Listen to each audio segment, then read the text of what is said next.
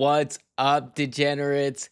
This is Locked In, and I'm your host, Mason Cameron at PFF_Mace on Twitter. And with me, as always, my partner in crime, Vishaal Gupta at Vishaal_Gupta95 on Twitter. It's a special Thanksgiving edition of Locked In. We have 4 games between now and Sunday, some barn burners, some playoff implications. We've got it all. How are you doing, my friend? How are you living? Are you ready to make some money?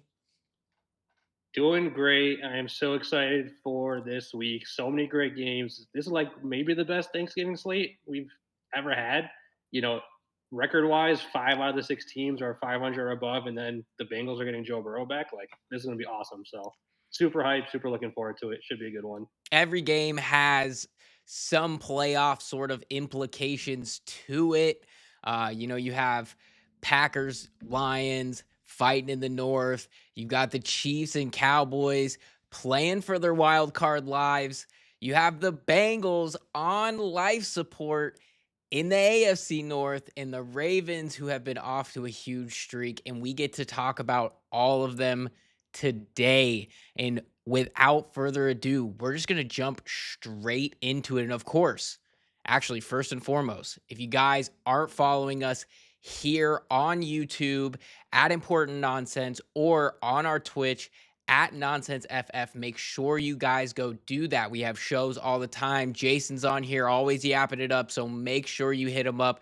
And of course, if you guys want to support us, importantnonsense.com. That's how you become a member. You get into our Discord for all of our picks on the week and everything that we have in there, including the best fantasy advice in the business. So make sure you guys get in there for your playoff push and for, betting on games like this. So we're going to jump straight into it with the first game on the slate. We're actually going to break down a little bit into all of them. We might not have a line or read on every single game, but we're going to have something that you can sort of sink your teeth into for every single matchup. So what we're going to start with right off the rip is the very first game on the slate, and that is the Green Bay Packers heading into Detroit to take on the Lions. Detroit in this one, 2.5-point favorites. Game total on this one about 48.5, 49 points, depending on where you're shopping. And of course, what can we say about this? Tradition, rivalry, all of the good stuff comes right off the rip with the very first game. No team has played on Thanksgiving, more than the Detroit Lions. This thing dates back pre-merger. They have like 85 games on Thanksgiving. In this matchup between the Packers and Lions on Thanksgiving has taken place not too long ago. Their last matchup on Thanksgiving, I think it was 2023. Packers won that game 29-22 as 8.5-point dogs. That was Jordan Love's first season as a starter. And if you guys remember back in that game, he uncorked a 53-yard bomb to Christian Watson on the opening play to set up an opening score.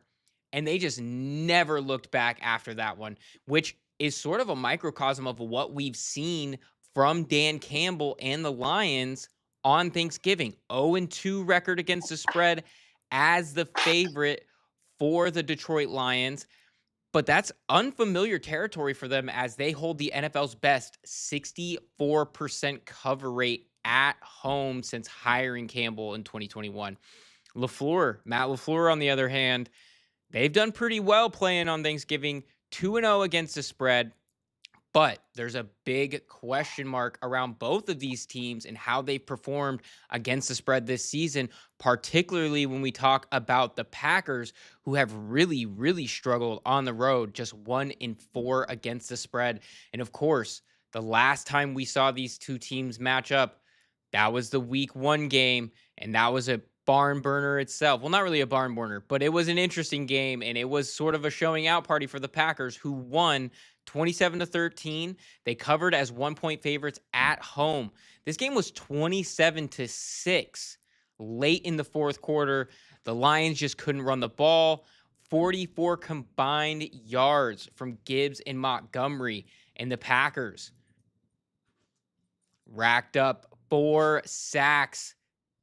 Micah Parsons didn't really get on the board there, but what they were able to do as a whole unit was excellent, and that really opened up everything for this team. Some major injuries, though, that players that were key players in that game that aren't going to be playing in this one for the Packers. Tucker Kraft out for the year. Jaden Reed, who was rumored to potentially maybe be able to return in this one, it's looking like he is likely going to be activated next week as his practice window has opened, but just very limited practice, a lot of rust. It looks like he is probably going to miss this week from what I've seen recently. And of course, for the Lions, Sam Laporta out for the year. It's again looking like they're not going to have Kirby Joseph, the talented safety who has been out for the last few weeks nursing a knee injury. And, there's a lot that we could break down into this game. But, first and foremost, what are you seeing in this matchup? Is there anything you see between these two teams? Is there anything on the props market that you're really after? Tell me what you're targeting in this. Yeah, this one's definitely super interesting. I think for the game total and the spread, there's nothing really that stands out. I could really see it going any way in terms of the spread of the total, but there is a player prop that I really like in this game. I'm going to be targeting Jared Goff on the under and his passing yards at 239.5. Goff is averaging 251.7 passing yards a game, so he is going over that mark quite a bit. He's gone over this number in 7 out of 11 games this year, including 5 straight. But I think that streak comes to an end in this game. Very tough opponent going up against a Green Bay defense that is allowing the 5th fewest passing yards per game at 182.3. They've only allowed 2 quarterbacks this season to go over the total of 239.5. That was Jacoby Brissett back in week 7, and then Dak Prescott in week 4 in that 40-40 tie. In their week 1 matchup that you mentioned earlier, Goff had 225 passing yards in that game, but it was on 39 pass attempts. So not a very good average per pass attempt in that game. A big reason, though, that Goff has hit an average of 250 this season per game is because of yards after the catch. Jahmyr Gibbs and Amon-Ra St. Brown are 2 of the best yak players in the league, both ranking in the top 10 in terms of yards after the catch. Goff and the Lions lead the league in yards after the catch at 1,614 total yards after the catch this season. That's an average of 146.7 yards after the catch per game. But on the flip side, Green Bay is one of the best defenses in the league in terms of allowing the fewest yards after the catch. They're allowing the 2nd fewest yak in the league at a total of 903 yards over 11 games. That's an average of 82.1 yards after the catch per game. So very much, who's better at what they do? Can the Lions continue being absolute monsters at yards after the catch, or will Green Bay's defense continue slowing down opposing offenses in that category? That's going to be huge in this one because Detroit's offense really needs those yards after the catch to move the ball up and down the field because Goff's average depth of target this year is 6.61, which is 27th out of 29 quarterbacks who have at least 250 pass attempts this season. So he is not pushing the ball down the field himself. He needs to throw it short and then have his receivers do the work after the fact. And if they're not able to do that against a very stout Green Bay defense, it's going to be hard to hit this total of 239.5 passing yards. So I'm going to take the under in this one. Yeah, and I completely see, where you're coming from with that. When we talk about this Packers defense, they are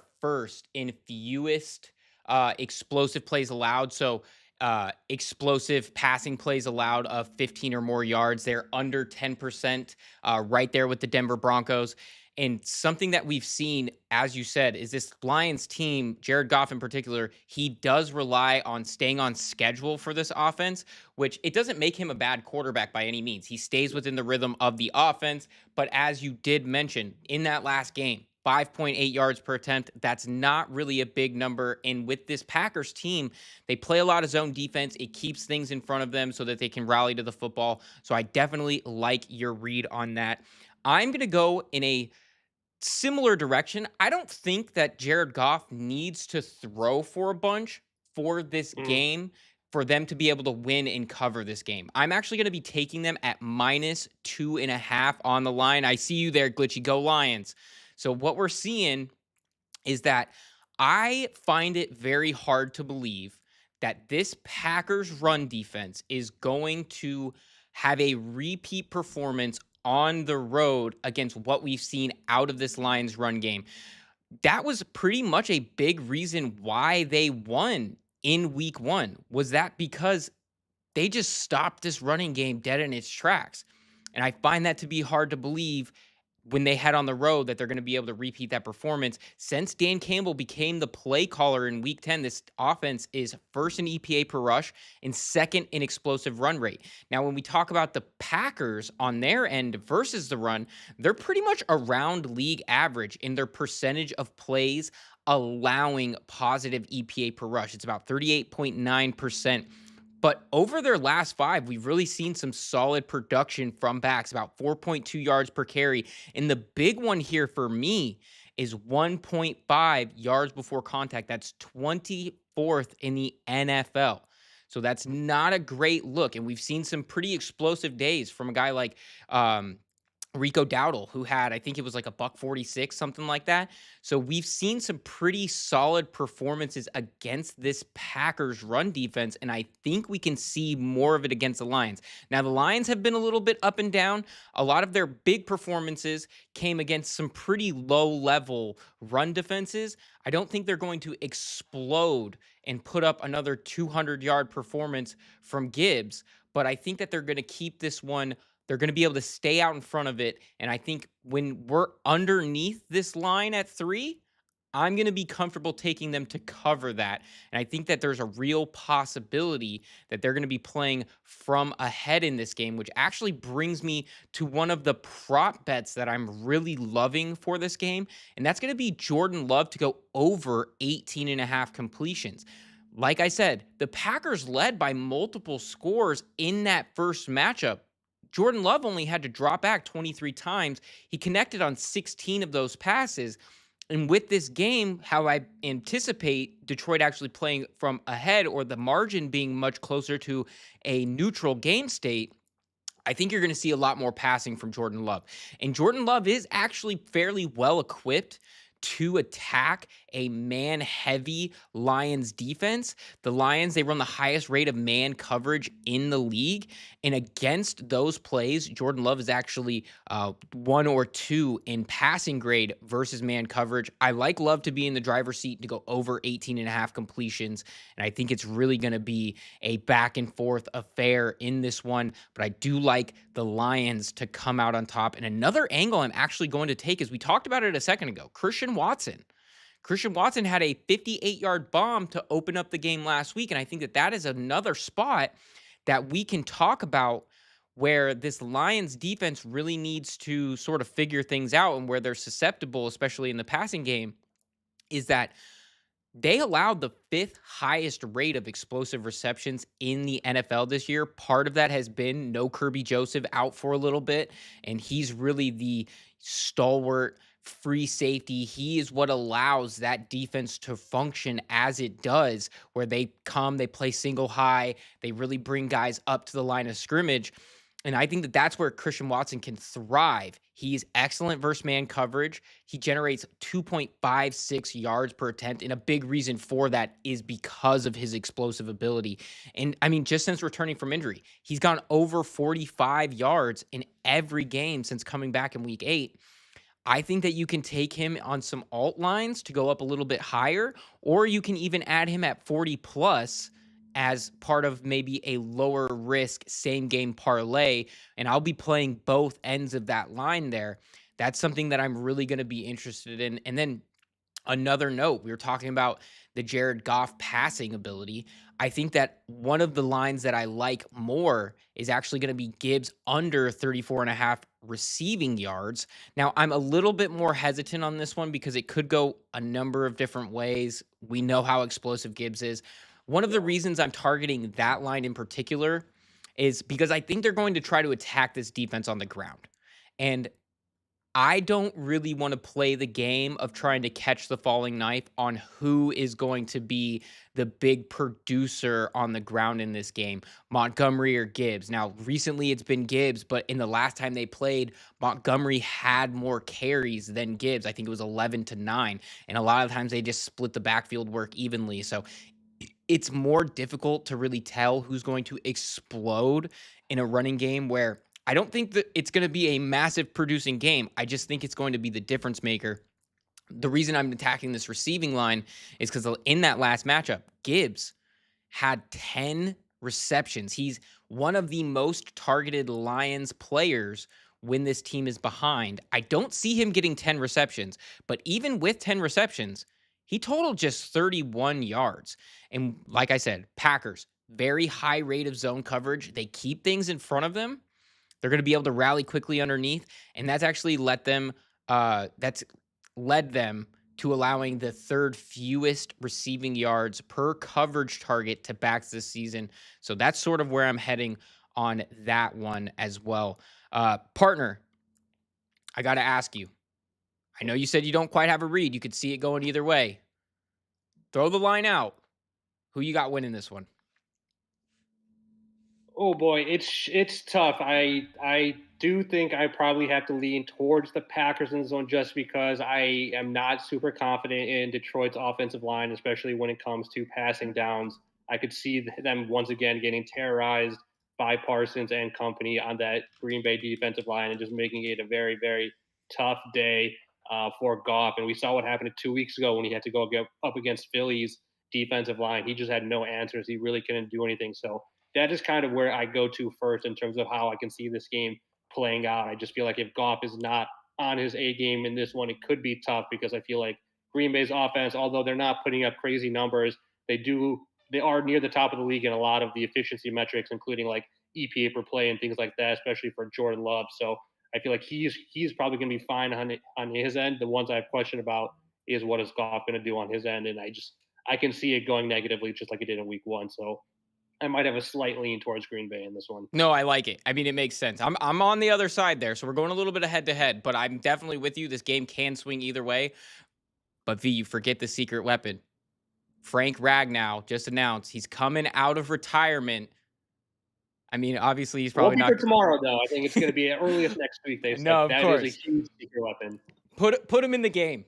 Let's give him Put one him in the day. game. Let's just do One it. day practice. Put him in the game. Let's do it. Let's settle the debate. Can you come off your couch and play NFL football? Let's prove it for the little guys. Come Let's on, Frank. prove it. Oh, the next game on our list here. We have the Kansas City Chiefs heading into Dallas to take on the Cowboys. The Chiefs, 3.5-point favorites here on the road. Game total on this one, 52.5 points. Talk a little bit about KC. They're coming off that big comeback win against the Colts last week, but it really didn't look good for most of the game there, particularly the first half. And I thought that this game might be coming down to their third straight loss. And when we talk about this Chiefs team, they've struggled quite a bit against the spread recently. They failed to cover each of their last 3 games, and they lost straight up twice in a row on the road as road favorites against Buffalo and against Denver. Come into this one as road favorites, and we talk about the other side, Dallas. They've covered each of their last 2 coming out of the bye, and they're coming off a big comeback win of their own as home dogs versus the Eagles. And there's been some changes to this Dallas defense. Quinnen Williams, Logan Wilson, they're getting Demarion Overshown back. Malik Hooker in the back end. They have looked a lot better, like a new unit. Since those additions and returns to the lineup, they look like a much better defense. V, what's your angle on this one? What are you targeting? Yeah, I'm going to come right back to it. This is the 3rd week in a row. I'm going to do it. I'm going to take an under in a Kansas City Chiefs game. This line is the highest it's been in the last 3 weeks at 52.5. And again, I just feel like these totals for the Chiefs games continue to be inflated. I mentioned it last week. I'll mention it again. They have not had a game reach 50 total points since week 5 when they played Jacksonville on Monday night. They've only had 2 games this season that have gone over 50 points. Last week, this Chiefs team went to overtime versus the Colts, and they still weren't anywhere close to hitting 50 total points on the total. Their defense has been very solid, especially as of late. They're allowing 22 or fewer points in 5 of their last 6 games. Their rush defense was excellent last week. They held Jonathan Taylor to 58 rushing yards on 16 carries. They still rank in the top 10 in terms of fewest rushing yards per game allowed. by that defense. So I think they're going to be continue to play well, and they're going to be able to do enough to hold down this excellent Dallas offense. And then, like you just mentioned, Dallas's defense is improving. It's a very small sample size, but we have to take note of it because it has come mainly due to the addition of Quinnen Williams during the trade deadline, and he has been huge for them. In the 2 games since adding Quinnen Williams, they've allowed 16 and 21 points, respectively. They've allowed 43 total rushing yards in those 2 games to opposing running backs on just 19 carries by those backs. So they're giving up just about a little over 2 yards per carry to opposing running backs in the 2 games since they got Quinnen Williams, and that is going to be a massive key in this game. We just saw what a good rushing attack does for Kansas City. Kareem Hunt had a massive game. He had like 30 carries or something, and that really allowed them to have any type of success in that game. And even then, they still only scored 23 points after going into overtime. But if they don't have any rushing attack like they've had the previous few weeks, this Chiefs offense is just dead in the water, unfortunately. So if Quinnen Williams and company on that Dallas defensive line can keep it up and hold them down for Kansas City, it's going to be tough for Kansas City to put up points against this Dallas defense. One thing to note, the Chiefs are expected to have Isaiah Pacheco back for that game tomorrow, so that'll be big. But Trey Smith, their right guard, has been ruled out, and he is one of the best linemen in all of football. So a little bit of give and take there, getting Pacheco back, but you're losing Trey Smith. So just overall, I just don't see how 52.5 is a reasonable total in this game based on what we've seen in recent weeks, hammering the under in this game until proven otherwise that Kansas City can put up points to hit this total. Yeah, I like that too. And I think that I'm going to definitely be playing that under 52.5 as well. My big drawback, I'm actually also just going to pull the tape here, pull the band-aid off. I am going to be siding with the Chiefs at -3.5. I did just talk about Dallas improved on defense, and you just mentioned it as well. Mm-hmm. For me, the sample it's encouraging, but it's small still. And the big difference between the Raiders and Eagles offenses and what KC can push out, I think, are a bit of a different world. KC second in EPA per play. This is their highest EPA through per play through week 12 since the 2022 season when they were an absolute juggernaut. So, and they're top 2 in scoring drive percentage. And then just when we look at the entire sample of Dallas, they've improved. I think a lot of that is mainly improvement to the front, right? We're talking about the running game. Mm-hmm. We're talking about Quinnen Williams. And when we talk about the back end, it's a little bit worse. 29th in EPA per play, 30th in scoring drive percentage. And a lot of that is because they're still struggling in coverage quite a bit. I think when we talk about what this Kansas City team can do and what Patrick Mahomes can do, I think that they're still going to be able to facilitate a lead, even on the road, playing in a dome. And it's just going to be a little bit too much for a Cowboys offense that, while is good, has been a bit up and down. We saw a game against the Cardinals a few weeks ago where they really couldn't get anything going. And I think against a Chiefs defense, like you said, has been fantastic. And just to give more credence to your underplay here, the Chiefs under in each of their last 6 games. I mean, that just shows you how this defense has played. You know, they allowed 17 to the Lions, nothing to the nothing to the Raiders, 7 to the Commanders, and then of course, a little bit higher in some of these other last 3 games, but still, again, nothing only over 23 once, or over 22 once. So I'm on that side too as well. I think one of the bigger differences is just going to be that explosive play rate. The KC tied for third most explosive plays in the NFL. Dallas still really struggling in that regard, which is one of the reasons why a prop that I like in this game is actually going to be Patrick Mahomes to go over 260 yards here. Mahomes, he's thrown over 260 in 4 of his last 5. Like I said, this Cowboys defense, they're 31st in passing yardage allowed this season. They've allowed quite a few big games to passers. And the big one here is the Cowboys run one of the highest rates of zone coverage in the NFL Mahomes has the highest EPA per play against zone coverage this season. So I'm going to be taking Mahomes to go over there, but I do think it is going to be a good game. I'm really interested to see. I would actually happily be wrong in this one to see the Dallas Cowboys come out and have a great defense. That would be excellent. And that would be Yeah. great for the agenda. But anyway, this is going to be one of those games that has a lot of playoff implications. So I definitely expect both teams to bring some bad blood. It should be a really, really good one. Partner, same question. Who wins this one? Oh boy. I would love to see Dallas's offense continue doing what they did in the second half. What we saw from CD and George Pickens just destroying the Philly secondary down the field, making unbelievable catches. Like, I need that in my life for the rest of the season, and I would love to see it going into the playoffs. But man, it is tough to see the Cowboys like losing and essentially having their playoff hopes go down the drain on Thanksgiving. So I think I'm, you know, gonna lean towards KC, but I think in my heart I do want to see Dallas continue doing awesome stuff on offense because it's been really fun to watch when they're clicking on all cylinders. I like it. I like it. We're going on to the next one. The nightcap for Thanksgiving. Only 2 games left on our slate. Thanksgiving, we have, or excuse me, late game, we have the Cincinnati Bengals heading into Baltimore to take on the Ravens. Ravens -7 in this one. Game total on this game about 52, 51 and a half. I mean, what can we say about the Bengals? They've had just 1 win since week 2, but Joe Burrow expected back. No T. Higgins, out with a concussion due to the big hit he sustained last game.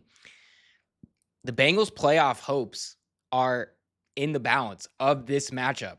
Now, I know most the NFL consuming world is going, Mason, what are you talking about? Playoff hopes? They're 3-8. I live in Cincinnati, and I can tell you, this city is counting the number of wins that they need and what needs to happen in order for them to make the playoffs. They've seen it happen, or at least they've seen them get very, very close. And hopes are still high here. If they're not mathematically eliminated, then there's still hope. And in an AFC North that is very slim right now, never say never. You're getting Joe Burrow back, who is a top 4, top 5 quarterback in the NFL. But they come up against a buzzsaw in this one with the Baltimore Ravens riding a 5-game winning streak. V, tell me what side of the aisle you are on here and which direction you're going in the betting markets. Yep, I'm going to wrap up my hat trick of unders on Thanksgiving by taking the under in this game as well at 51 and a half. Like you mentioned, this is the return of Joe Burrow, officially activated. He will start in this game, but he has been out since week 2 with a turf toe injury. In his one full game this season, the Cincinnati Bengals scored 17 points. That was back in week 1 against the Browns. And like you mentioned, also will be without T. Higgins in this one, who got banged up pretty badly against New England last week. Jamar Chase will be back following his 1-game suspension, so that will be big. But now they're going up against a Baltimore defense that has been excellent recently after being one of the worst defenses we've ever seen over the first month of the season. They've allowed 20 or fewer points in 6 straight games. A lot of that does come against, below average quarterbacks. Their last 4 quarterbacks they faced were Tyrod Taylor, a combination of Dylan Gabriel and Shedeur Sanders, J.J. McCarthy, and Tua. So not the best, but that shouldn't take away from the excellent football they've been playing on that side of the ball. They're not allowing teams to run the ball at all, and they've been getting takeaways, at least 1 takeaway in each of their last 6 games. So they are playing significantly better. Kyle Hamilton has been great. He's been a little banged up this week, but he's expected to play in this game. Roquan has been a menace. Some of the moves they made to fix this defense have really, really panned out. So they've been excellent, and I expect their defense to continue playing well in this one.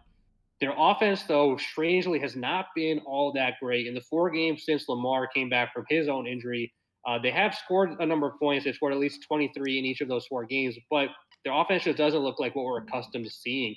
Lamar has completed less than 60% of his passes in 3 straight games. He's been sacked 9 times since he's come back from his injury.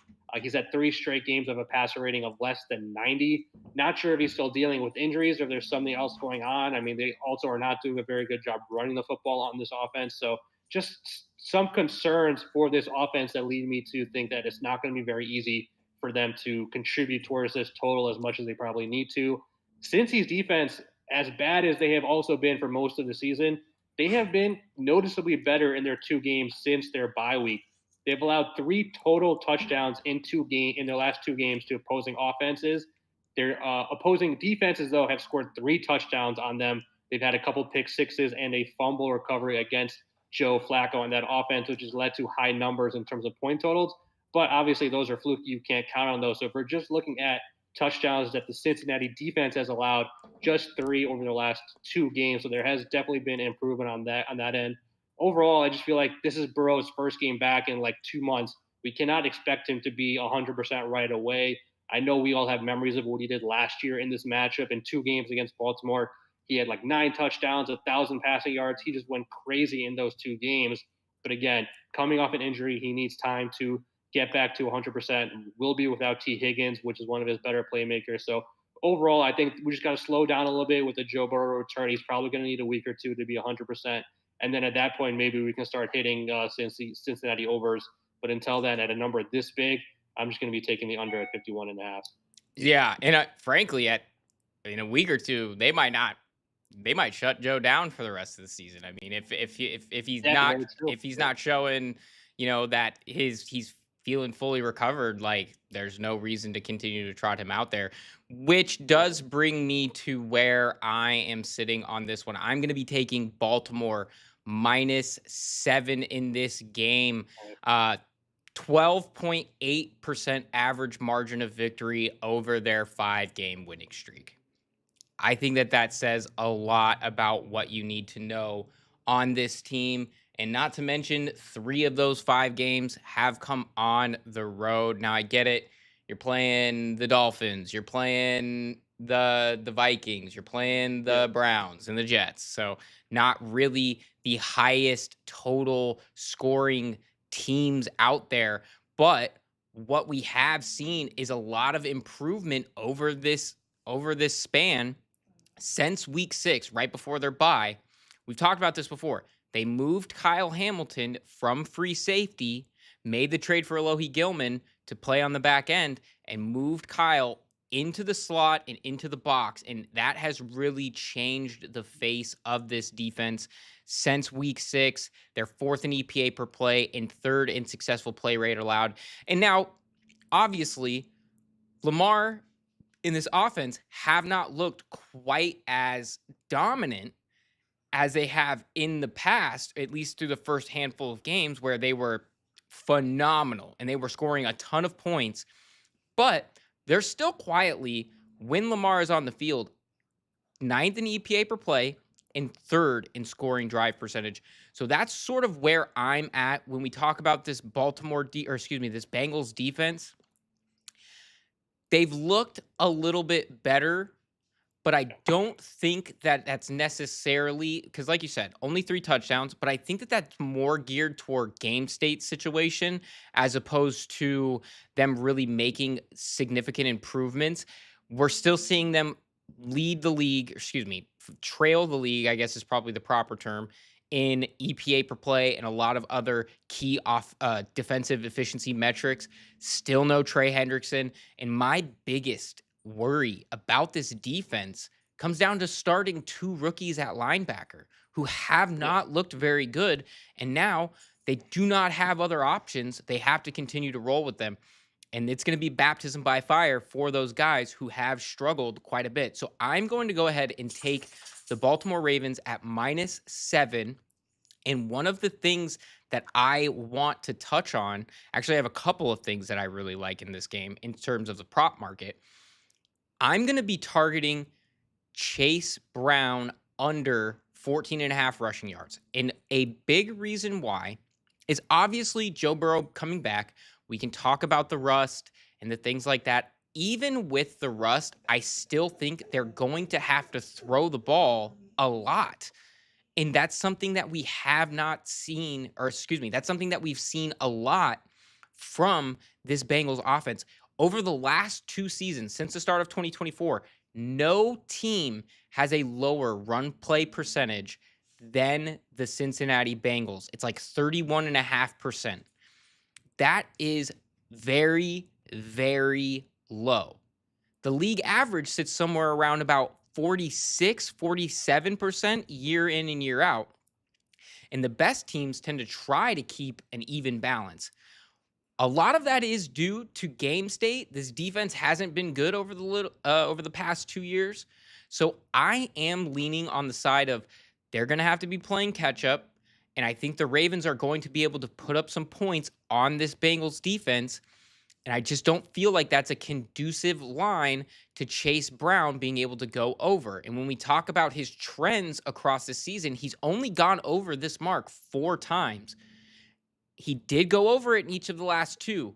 But what was a big key over the last 2 games? No Samaje Perine. Now, Samaje Perine's not going to take a huge workload, but when you're running such a minute and small percentage of run plays, even 1, 2, 3 carries is really going to eat into Brown's ability to get rushing attempts, especially if this game gets into a state where the Bengals have to throw quite a bit. So, regardless of if Joe Burrow is rusty or not, I do not think that it's going to come with a light workload. I think he's going to have to throw the ball, and he's pretty much going to have to prove that he is going to be able to. And another big reason for that, I talked about those improvements to this Ravens defense when they moved Kyle Hamilton up. The biggest one that we've seen is that this team is first in EPA per rush allowed since that change. Kyle Hamilton is not only their best safety, he's not only their best slot cornerback, he might be their best linebacker. We've said this before. They get him up in these double mug looks, they blitz a lot, and they don't just blitz for the pass, they blitz for the run. So I am anticipating this being a situation where I like the under on the rushing yards, but that has plummeted over the last 24 hours. This time yesterday, it was 60 yards. Right now, it's hovering at about 52. So that line is plummeting down. I still like the under there, but I like the under on rushing attempts more. And then when we go to the other side with Mark Andrews, or excuse me, with the Ravens, spoiler alert, I'm taking Mark Andrews to get into the end zone again. His anytime touchdown is plus 110.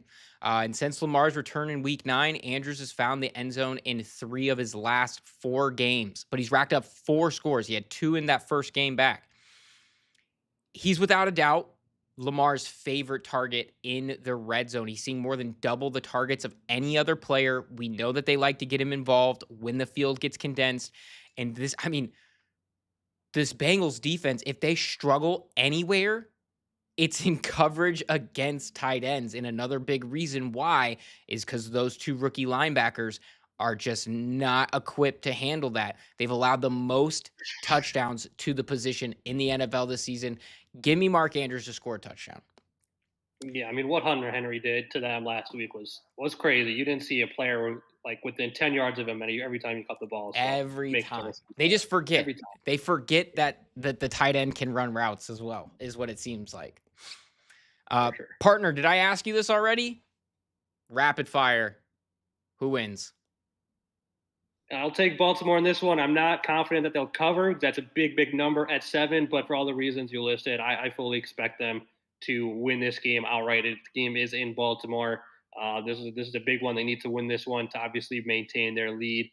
In the North, they're tied with Pittsburgh right now, so this is a big one for them. So yeah, give me Baltimore to win this one at home. Like it. And on to the Black Friday game. Partner, I know looking at our notes that you don't have a line for this one in particular, but Nope. I will ask for your sort of overview on how you're feeling that this game might shake out. First and foremost, let's set the stage. The Chicago Bears head into Philly to take on the Eagles. Eagles -7 in this one. Game total 44.5. The Bears have lost just one game since mid-September. They're coming off their fourth straight win, and now they head on the road where they're 4-2 against the spread. Philly, they just had their 4-game win streak snapped last week by Dallas, something that we just talked about a little bit earlier. And now they head home where they covered each of their last 2 games. I'll just start first and foremost. 7 is way too many points for the Chicago Bears with how they've been playing. First thing we'll start with is the Eagles, as 7-point favorites since the start of 2023, are 3-9 as 7+ point favorites. And that includes a 1-2 record against the spread this season. Philly wins close games. They didn't win that one last week, but their average margin of victory this season is just 2.7 points. And a big reason for that, from what I see, I hear it all the time. Oh, the Eagles are slow to start. The Eagles are slow to start. Brother, they're bad to finish. In the fourth quarter, last week, man. And we saw it in full action last week. In the fourth quarter, their scoring drive percentage in 1-score games, so in games that are within reach for either you or the other team where, hey, you need this score to tie up or win the game, or you need a score to put this one out of reach. This team is 30th in the NFL in scoring drive percentage. Just to put that into perspective, that is just better than Washington and Cleveland, but it is below Tennessee. That's bad, man. That's tough. That is a bad look.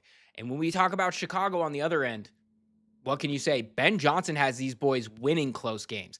They were in a lot. I mean, hey, Bears faithful, you right there.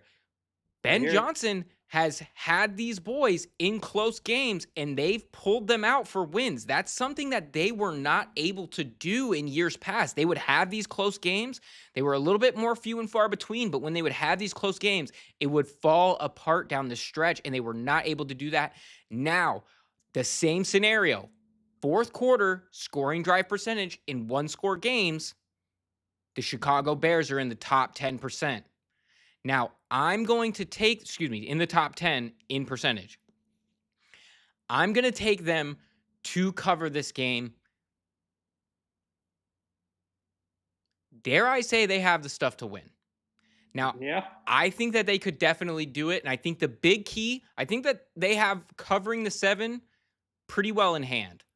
I think the key for them to win this game come down to the turnover battle. When we talk about the turnover battle, now, turnovers are a little bit, I don't want to say fluky. They're just more of a variance. They're not really something, I said fluky last week. They are fluky, but it comes down to more of a variance where they're not something that you can count on every single week. But if Chicago can win this turnover battle, Chicago leads the NFL in takeaways, 12 over their last 5 games. Where did Nashawn Wright come from? Who told this man that he's Darrelle Revis? Because he is just picking off the ball left and right, tied for the league lead in interceptions now at 5. And he's a big reason why they've been able to achieve this number. But we go on to the Philly side. Philly takes care of the football. They have the fewest giveaways in the NFL, but they've had 2 over their last 3 games. I sort of feel like the tension in that locker room is getting to them and sort of starting to mount. And I would maybe anticipate another one going Chicago's way. If they can take care of the football, that might be a big situation for them. One of those Eagles turnovers, dare I say, is the reason Philly lost last week. Like, it is. That return fumble was brutal. I mean, that was the one that killed them last week for sure. They absolutely needed some of these things to go their way, and it did not. So I am on the side that I think that we could see a situation where this Bears team wins as 7-point dogs if they can keep the turnover train moving. Now, that's difficult. That's easier said than done, but I am confident that they can cover the 7. Partner, when you see this team, or when you see this matchup, when you see your Bears doing what they're doing, how does that make you feel? What are you seeing in this one? Are you confident that they can cover this, or am I lost? No, I feel like same thing, like if the Eagles take care of the ball, that will be big for them. Same thing with the Bears. If you take care of the ball, this offense is good enough and efficient enough where you should definitely be able to cover 7 points in this game. I think another same key on this one as we talked about for the last week. Injuries is going to be massive, especially for the Bears defense.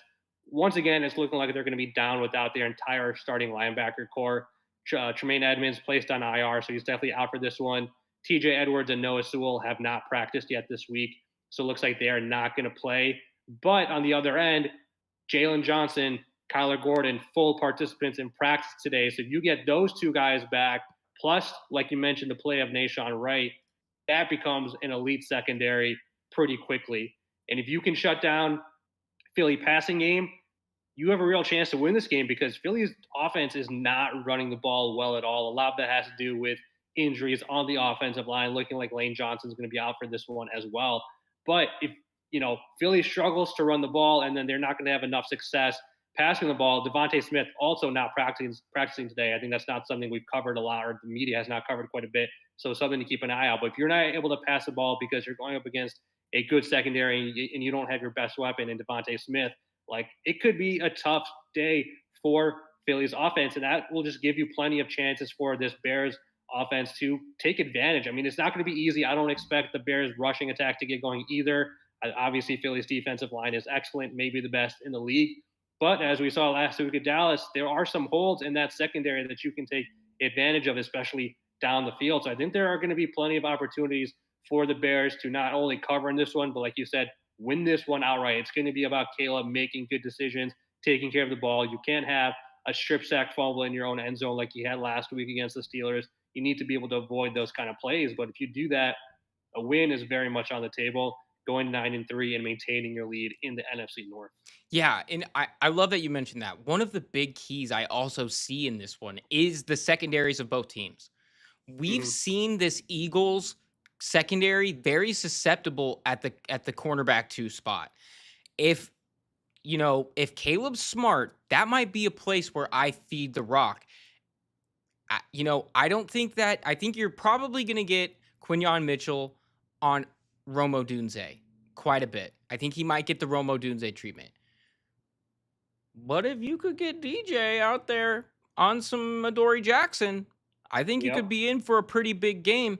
And my partner over at PFF, Ben Lindsay, he likes what you might be able to see out of Luther Burden in this one. That's where I'm definitely seeing if Caleb can make some of those smart plays, keep the ball out of the hands of some of these guys, that can be a big deal. And on the other side, we talked about it. Jalen Johnson coming back, Kyler Gordon coming back, Nashawn Wright playing as well as he has. Now, Tyreek Stevenson, still not a great cover guy, but he hasn't been making so much of those bonehead plays that have really taken this team out of a lot of games. And he's actually playing really well in the run game. He's the highest graded cornerback in run defense this season. And that's a indication of him playing well. And when you have more corners, Kevin Bayard, who he started off really, really slow, and now he's picking it up. He's picking off the ball, taking it back. These are things that can take this defense from being at PFF. We chart all of the separation rates and the and how much separation defenses give on average.